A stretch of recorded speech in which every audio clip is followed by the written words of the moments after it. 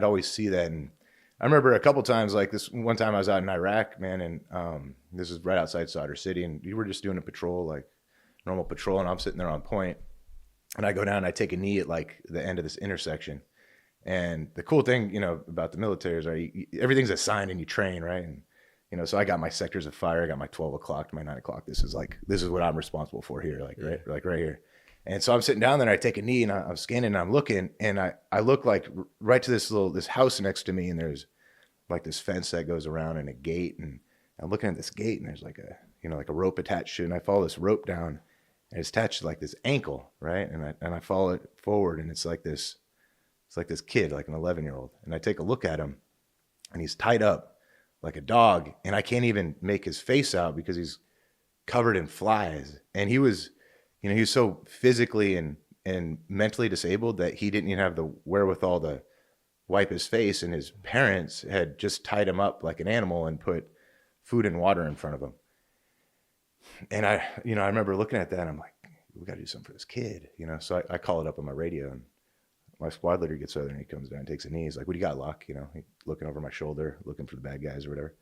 And I'm like, look at this kid. Like, we got to do something with this kid. And he's like, that's not our job, And then that was something that always stuck with me. And in the culture in the military, you have to almost hide those feelings because you get ridiculed for it. So I was made fun of for like weeks or a month over in Iraq because I cared about this kid.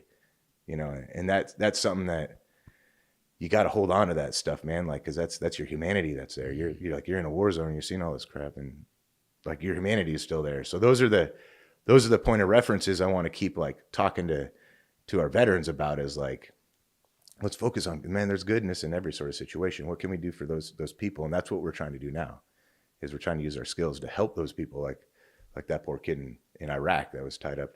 How common is it that you think that guys, especially in the SF community, have stories like that, right? That you've had to shut down. Oh yeah. That because and look, at times, there's stories of it. Uh-huh. You start to have empathy for somebody. You start to, and that takes you off the mission. It puts you at danger. It puts the people around you at danger. Mm-hmm. But would you imagine pretty much all these guys have had things like that, where their heart has sort of bursted wide open for somebody with a case of empathy, and then they've had to shut it down? Oh yeah. Yeah. And the military is so interesting too, because they teach you to kind of redirect that, right? So if I see this, like, well, that's those people that are out here, look at what they're doing. That's a result of like the enemy and all of that. So now I'm pissed off about this, and it's just fuel for me to get revenge or fight harder or something like that. And I tell that about, like, that's kind of like bad energy, right?